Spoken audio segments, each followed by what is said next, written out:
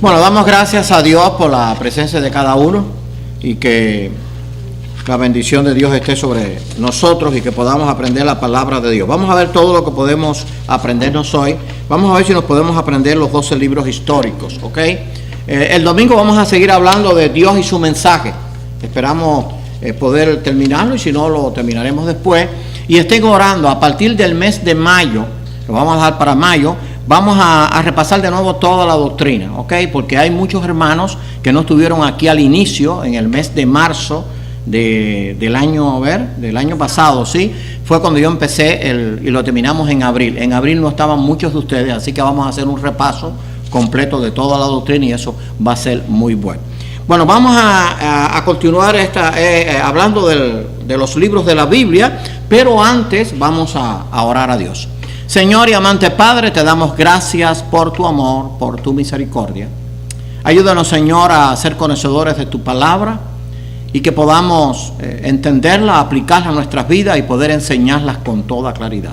Bendice a cada hermano aquí presente, sé con los que no están, sé con los que están de viaje, sé con aquellos que han tenido alguna situación y sé con aquellos que quizás están descuidados para que tú pongas en ellos el deseo también de reunirse aquí.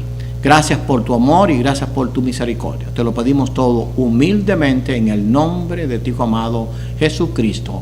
Amén. Bien, habíamos terminado el Pentateuco, ¿verdad? Vamos a ver si lo podemos decir todos juntos.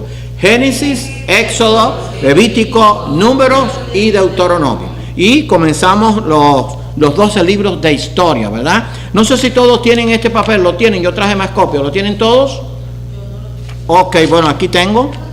Por favor, ahí reparte. Son estos de acá, mira. No, los otros. Bien, vamos a tratar. Si alguno no lo tiene, yo hice copias extras, así que puede tomarlo. Ya lo tiene. Y vamos a tratar vamos a dar primero los libros o los libros que vamos a dar y después vamos a tratar de ver si nos podemos aprender los 12 libros históricos que son después del Pentateuco. No es difícil aprendérselo y eso nos va a ayudar a poder buscar en la Biblia, ¿ok? Así que téngalo ahí y eso guárdalo en su Biblia. Es la única forma de que no se le va a quedar en casa. Guárdalo en su Biblia y entonces siempre lo va a traer porque lo vamos a estar repasando en cada vez que estudiamos. Bueno, vamos a ver el libro de Ruth hoy, ¿verdad? Y es un libro que viene después del libro de los jueces. Se desconoce, pero algunos piensan que el que lo escribió fue Samuel. Todos sabemos que la Biblia se escribió aproximadamente en un periodo de 1500 a 1600 años por aproximadamente unos 40 autores, quiere decir instrumentos que Dios usó, no autores, instrumentos que Dios usó, porque el autor de la palabra de Dios es uno solo, Dios, que comunicó lo que él quería, a veces manifestándose directamente a los profetas o también a través del Espíritu Santo, en este caso en el Nuevo Testamento. Bueno, el libro de Ruth es bellísimo, tiene pocos capítulos, vamos a ver cuántos, pero es la historia de una extranjera, una moabita, una historia de amor tremenda, pero una historia también de decisión. Y fíjense cómo Dios obra y entonces esto nos enseña de cómo Dios ama a todos y desea el bien de que todos le puedan conocer. En la genealogía de Cristo está una moabita y está una ramera, porque esas dos personas buscaron del único Dios verdadero, se arrepintieron de sus pecados. ¿Dónde se escribió esto? En Canaán, o dónde ocurrió esto en Canaán, aproximadamente unos 1025 años antes de Cristo. Demostrar, o para qué se escribió, demostrar la clase de fidelidad, lealtad, santidad y amor que Dios espera de nosotros. Dios espera de nosotros fidelidad. Dios es fiel. Dios dice que no puede negarse a sí mismo.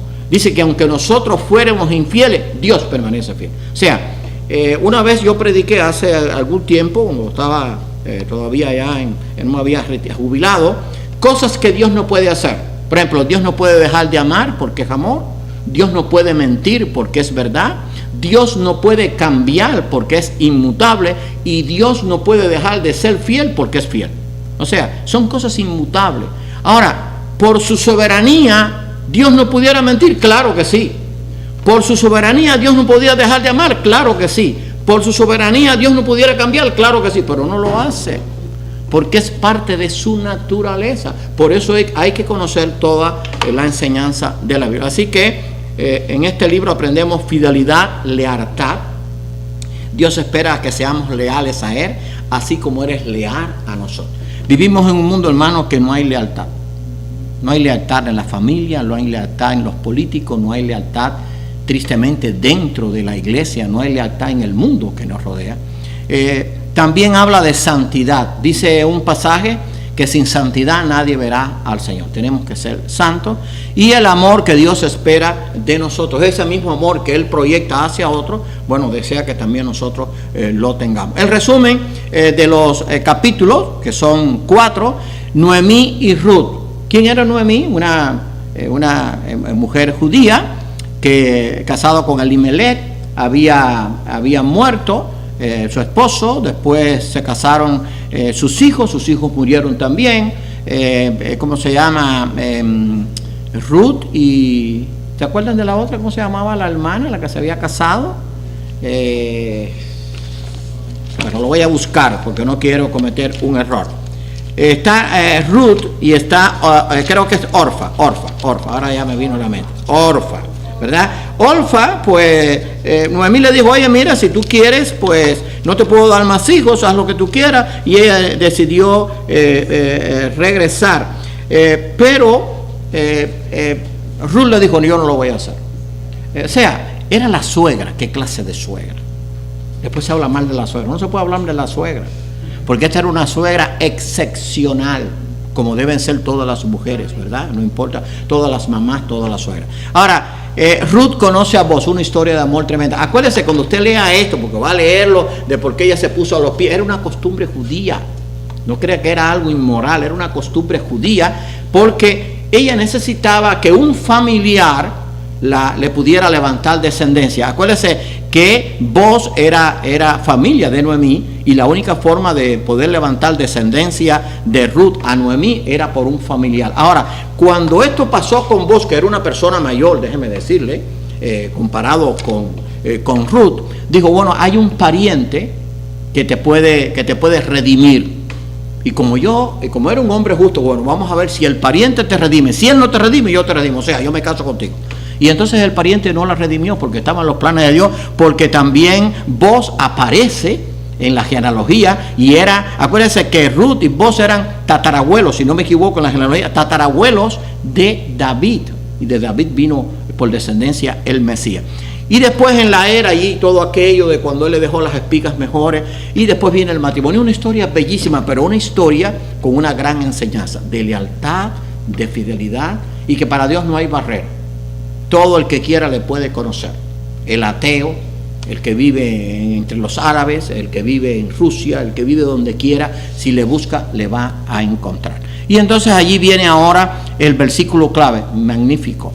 Respondió Ruth cuando Noemí le dijo, oye, si quieres puedes verte. Dijo, no me ruegues que te deje y me aparte de ti, porque donde quiera que tú fueres, iré yo, y donde quiera que vivieres, viviré yo. Tu pueblo será mi pueblo y tu Dios mi Dios. Ruth 1:16.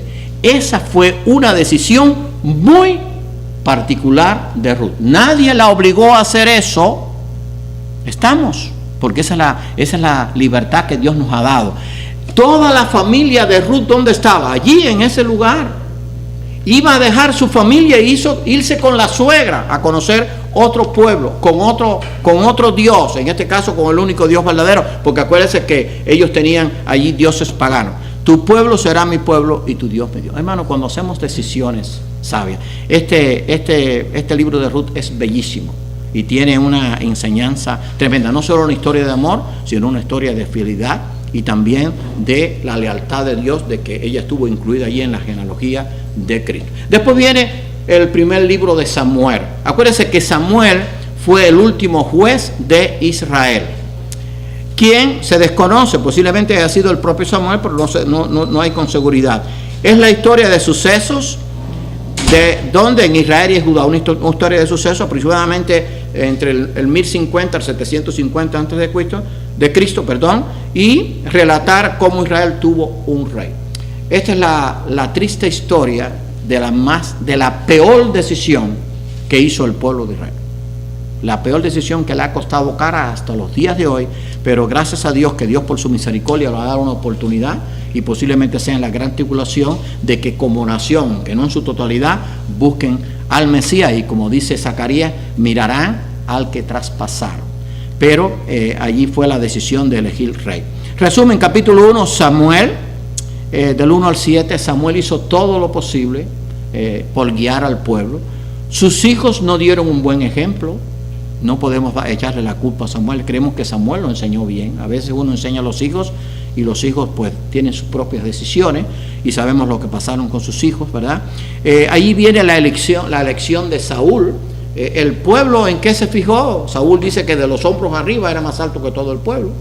Era un hombre de hermosa apariencia, era un guerrero, y dijeron, este es el hombre. Samuel, cuando el pueblo decidió pedir rey, se puso muy triste, ¿se acuerdan? Entonces, para que ustedes vean cómo uno no tiene que aprenderse la Biblia, pero sí puede saber qué contiene el libro. Eso es lo que yo quiero. O sea, poco a poco eso nos tiene que ir penetrando. Porque cuando usted habla con una persona y le habla así, dice, oye, este conoce. Por lo menos tiene un conocimiento elemental. Porque no puedo hablar de detalles, pero Samuel se puso triste porque hasta ahora los jueces habían guiado a Israel. No había rey en Israel. Y Samuel fue el último juez, aunque también fue profeta. Y cuando él oró a Dios, Dios le dijo, oye Samuel, mira, no te han desechado a ti, sino que me han desechado a mí, para que yo no reine sobre ellos como rey. Porque acuérdese que hasta ahora el pueblo de Israel tenía una teocracia. O sea, Dios era el que a través de hombres, en este caso los jueces, los profetas, era el que ordenaba lo que Israel debía hacer. Y entonces, pues, dice, deja que hagan lo que quieran. Y Dios, pues, en su misericordia dijo, bueno, voy a tratar de que si el rey hace lo correcto, yo voy a estar como el rey, aunque me han desechado a mí. Así que la misericordia de Dios es infinita, siempre que el hombre pues haga lo bueno. Y entonces eligieron a Saúl, ¿verdad? Allí por su estado físico, por su apariencia. Y en los versículos, los capítulos 16 al 31, está allí la trama entre Saúl y David, cuando ya Saúl empieza a decrecer y David comienza a ganar terreno, porque ya Dios tenía a David preparado para el reino. Ahora, quiero decirle algo antes que se me vaya a pasar. Los únicos 3 reyes que reinaron con todo Israel, o sea, sin Israel dividirse, fue Saúl, David y Salomón. Y los 3 reinaron 40 años. Acuérdense que 40 es número de prueba. Dios quería probar que si le obedecían, en el caso de Saúl no fue así, Dios los iba a bendecir. Fue los únicos 3 reyes que gobernaron con todo Israel. Después de Salomón, y vino Roboam, se dividió el reino entre el reino del norte con su capital Samaria, 10 tribus, el reino del sur 2 tribus y media con su capital Jerusalén, y entonces estaba el reino del sur Judá y el reino del norte Israel con la capital, con Samaria, que se habían desviado y se contaminaron mucho con las naciones vecinas. Por eso cuando usted lee en la Biblia que los israelitas no pasaban por la tierra de los samaritanos, le daban la vuelta, porque creían que los samaritanos eran indignos, porque se habían contaminado mucho. Y era verdad, aunque también eran israelitas, eran descendientes de Abraham, y muchos de ellos también, por supuesto, se arrepintieron. Y después sucede esto, que fue uno de los hechos que determinó que Dios desechara a Saúl. Y Samuel dijo, se complace Jehová tanto en los holocaustos y víctimas como en que se obedezca a las palabras de Jehová. Ciertamente el obedecer es mejor que los sacrificios y el prestar atención que la grosura de los carneros. Se acercaba la batalla, no llegaba Samuel para ofrecer el sacrificio, y entonces Saúl, de atrevido, empezó a ofrecer el sacrificio. Y fíjense si anduvo apurado o no esperó lo suficiente, que todavía no había acabado de ofrecer el sacrificio cuando llegó Samuel. Y ya aquí empieza Dios a desechar a Saúl. Y después ustedes saben la historia, que consultó también a la divina de Endor, que era una pitonisa, y entonces Dios también decide desechar a Saúl. Eso es lo que trata el libro primero de Samuel, aunque después vamos a ver que en Primero de Reyes y Primero de Crónicas también pues se relata la historia nuevamente. Ahora, segundo de Samuel, se desconoce el autor, algunos pueden creer que es Samuel, también una historia de suceso. Israel y Judá, ¿verdad? Los dos reinos. Aproximadamente 1050 al 750 a.C., demostrar la importancia del linaje de David. Dios en su soberanía, y esto es bueno que lo sepamos, por eso vamos en el mes de mayo a darle nuevamente a la doctrina. Dios en su soberanía conoce todas las cosas, pero el hombre tiene la capacidad de poder decidir qué va a hacer. Alguno diría, bueno, ¿y por qué Dios escogió a David? David fue un hombre que derramó mucha sangre, por eso no se le permitió construir, era un guerrero, derramó mucha sangre, aunque aquellas batallas eran en el nombre de Dios y era eliminando a los enemigos del pueblo de Israel, pero por su derramamiento de sangre Dios le dijo, tú no vas a construir el templo.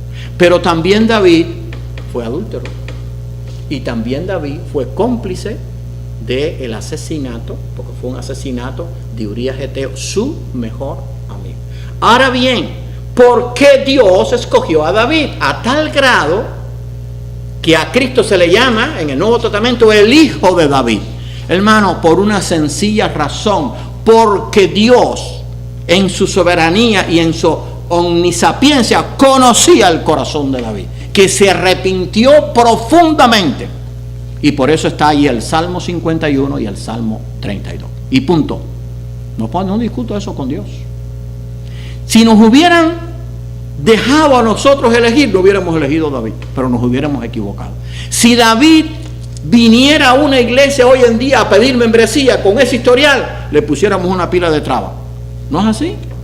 Si nosotros en nuestra decisión hubiéramos tenido que escoger a Moisés como líder, no vamos a escoger un líder que no sabe ni hablar. Me explico, pero Dios conocía el corazón. Y entonces, como Dios conoce todas las cosas, Dios no se equivoca. Y Él no se equivocó al escoger a David. Fíjense que vamos a ver después, más adelante, en las predicaciones que demos, vamos a empezar a predicar algunos domingos de los salmos. La mitad de los salmos fueron escritos por David. Y no solamente los escribía, sino que le ponía música. Así que los cantaba. La mitad de los salmos, que los salmos contienen profecía, alabanza, exhortación y adoración a Dios. Ahora bien, resumen del reinado de David en Judá, del 1 al 4, David une a Israel. Israel estaba unido, aunque no estuvo separado en el tiempo de Judá, pero lo solidificó. Entonces viene el caso de David y Betsabé, los capítulos 11 y 12, una triste historia. Pero fíjense cómo Dios obra. De Betsabé nació Salomón. Entonces usted dice, bueno, usted no puede cuestionar a Dios, punto. Hay cosas que no entendemos. Hermano, y esto siempre lo digo porque esto es mi testimonio. La muerte de mi hijo y la muerte de mi esposa. Usted diría, bueno, mi esposa era más joven que yo y mi hijo tenía 49 años. Pero ¿saben qué? En esa experiencia nunca cuestioné a Dios. Dios sabe lo que hace, punto. Ahora, yo sé que Dios sabe lo que hace. Que yo no lo entiendo, eso es otra cosa. Pero no puedo cuestionar a Dios. No puedo acusar a Dios. No puedo decir, no, tienes que hacer esto. No, Dios sabe por qué hace las cosas. Y ahora me doy cuenta por qué Dios se llevó a mi esposa antes que mi hijo, porque quizás mi esposa no hubiera resistido la enfermedad de mi hijo. Mi hijo era un hombre grande, un hombre fuerte, y bueno, allí estuvo mi hija que estuvo con él y murió casi allí, bajó muchas libras. Mi esposa no hubiera podido soportar aquello. Dios me dio la fortaleza a mí, pero lo que voy, nunca cuestionemos a Dios, porque Dios sabe lo que hace, punto. Pero eso se aprende, ¿cómo? Estudiando la Biblia, no de otra forma. Por eso que no puedo cuestionar por qué eligió a David, porque él sabía lo que estaba haciendo. Si hubiéramos elegido a otros, nos hubiéramos equivocado. Entonces está David y Betsabé. Y otra de las cosas que asegura que la Biblia es palabra de Dios, y eso métaselo aquí, es que no se oculta el pecado del hombre, ni de los líderes. Si fuera otro libro, la gente oculta. Usted no se fija que en las biografías del mundo se ocultan los pecados ocultos. Dios no, eso es una prueba de que esto es palabra de Dios, porque Dios es justo y veraz. Porque Dios hubiera podido ocultar el pecado de David, no nos hubiéramos enterado, porque todos esos murieron y la Biblia se escrita después, muchos años después. Pero Dios no, Dios quería que él supiera que delante de él somos como libros abiertos, ¿verdad? Y no podemos ocultarlo. Después vienen allí los problemas familiares con Absalón y todo eso. Ustedes ven cómo se puede tener una idea más o menos. Y entonces pues vienen las conclusiones. Ese es el libro primero de Samuel. Versículo clave. Y he estado, esto se lo dijo Dios a David, y he estado contigo en todo cuanto has andado, y delante de ti he destruido a todos tus enemigos. Fíjense cómo le habla a David. Los enemigos de David eran los enemigos de Dios. Y te he dado nombre grande, como el nombre de los grandes que hay en la tierra. Segundo de Samuel 7:9. Entonces David era un hombre grande con todo lo que hizo. Sí, para Dios sí, porque su corazón era perfecto. Dice la Biblia que el corazón de David era perfecto para con Dios. No, tú y yo no podemos entenderlo, pero Dios sí. Y vamos a terminar para después dar un repaso. Nos quedamos en primero y segundo de Samuel, ¿no? Sí, este segundo de Samuel. Bueno, vamos a dejarlo allí para tratar de aprender. Después vamos a ver primero de Reyes en el próximo estudio, que lo vamos a seguir el próximo miércoles, ¿verdad? Ahora bien, cuando uno conoce la Escritura, cuando uno conoce la Biblia, hermano, esto nos ayuda mucho. Porque sabe que nosotros vivimos en un mundo donde todo lo cuestionan, donde dudan de todo, donde usted dice una palabra que no fue lo que usted quiso decir, entonces se la malinterpretan o lo acusan falsamente. Les voy a contar, no sé si he contado esta historia, pero la voy a contar, que me pasó en Panamá. Yo tuve, por la misericordia de Dios, en Panamá como pastor laico 2 años, pero para que te vean cómo Dios guarda a sus hijos. Allí era una iglesia pequeña, y después gracias a Dios creció. Yo creo que llegamos como a los 100 miembros más o menos. Y era misión y se convirtió en iglesia mientras Dios me permitió estar allí. Pero a lo que voy, un día la casa pastoral estaba detrás de la iglesia. Eso se acostumbra en los países centroamericanos y en otros países, en Cuba también. La iglesia estaba y detrás estaba la casita, que yo di muchas gracias a Dios. Allí fuimos muy felices. Era una casa muy humilde, pero dimos gracias a Dios y pude servir al Señor. Pero un día, después que llevaba allí, digamos, creo que casi un año, se aparece, yo tenía una hermana que se llamaba Gabriela, era o es colombiana. Allí había muchos colombianos en Panamá, acuérdense que hace frontera y cruzan mucho y vienen. Y entonces ella le decíamos Gaby cariñosamente. Tenía una hija que se llamaba Katiuska, el esposo no me acuerdo, pero bueno, la cosa fue que viene a mi casa. Y entonces me dice, allá no se llama por teléfono porque no hay teléfono, así que se apareció. Y yo estaba allí disponible. Le dije, pastor, tengo que hablar con usted. Dije, no, pues venga para acá. Y yo estaba mi esposa. Y siéntese en la sala. Le dije, tengo que decirle algo. ¿Qué usted cree que me dijo ella? Dice mi esposo, escuche bien, que usted y yo estamos teniendo relaciones sexuales. Y yo necesito que vaya a hablar con mi esposo. Yo no me puse mal, no porque me dijera eso, porque no había pasado nada, eso era delante de mi esposa, sino porque en ese momento dije, Señor, dame el poder para poder hablar con este hombre, porque yo no sé la reacción. Me podía sacar con un cuchillo y yo tenía que ir a hablar con él, no le podía, y le di la promesa, no se preocupe, yo voy a hablar con él, mañana yo voy a hablar con él. Esa noche no dormí prácticamente, porque yo estaba orando al Señor. ¿Tú no te enteraste de eso, yo creo? No, tú no te enteraste. Bueno, entonces le dije, entonces me acuerdo que Tere me dijo, voy contigo. No, tú no vas conmigo. Si me pasa algo, que me pase a mí. Y los niños, porque estaba Susi, tenía 15 años, y Jerry, el más chiquito, tenía 5 o 6 años, y David, bueno, era el más grande, tenía como 17 o 18. Bueno, le dije, no, tú te quedas aquí, yo voy. Pero entonces, antes de eso, yo creo que fueron como 2 días, yo le dije, yo dije, Señor, dame algo que yo pueda ir a hablar con esta persona y cuídame y guárdame, porque yo tenía temor como hombre, que aquella pues, la reacción. Y no sé cómo llegó a mi conocimiento que el hombre, o sea, el esposo de Gaby, tenía una aventura en el trabajo. No sé cómo llegó a mí. Entonces, cuando yo llegué allí, me paré aquí, la puerta estaba ahí, le dije, fulano, no me acuerdo el nombre, vengo a hablar con usted. Ah, sí, pero bueno, ya él sí, aquel fue. Le dije, sí, vengo a hablar con usted, pero quiero hablar con usted solo. Le dije, mire, eso que le han dicho de Gaby es una completa mentira. Y usted debe saberlo. Y eso que ella me dijo, me lo dijo delante de mi esposa. Y mi esposa sabe que yo tampoco lo he hecho. Y si vengo aquí es porque quiero salvar su matrimonio. Ahora bien, le quiero decir algo. Esto no vendrá por su aventura que quiere destruir su matrimonio. El hombre cambió de color. Me dijo, perdóneme, pastor. Sí, eso viene por ahí. Y se solucionó el problema. Pero para lo que le quiero decir, para que usted vea cómo Dios guarda a sus hijos. Porque hay situaciones en que nosotros, pues, quizás decimos, ¿qué vamos a hacer? Bueno, no se preocupe, porque yo hubiera podido decir, Señor, te estoy sirviendo aquí, no me pongan en este aprieto. No, el Señor tenía un propósito. Y déjenme decirle que eso hizo que el hombre, aunque no iba a la iglesia, su relación cambió conmigo.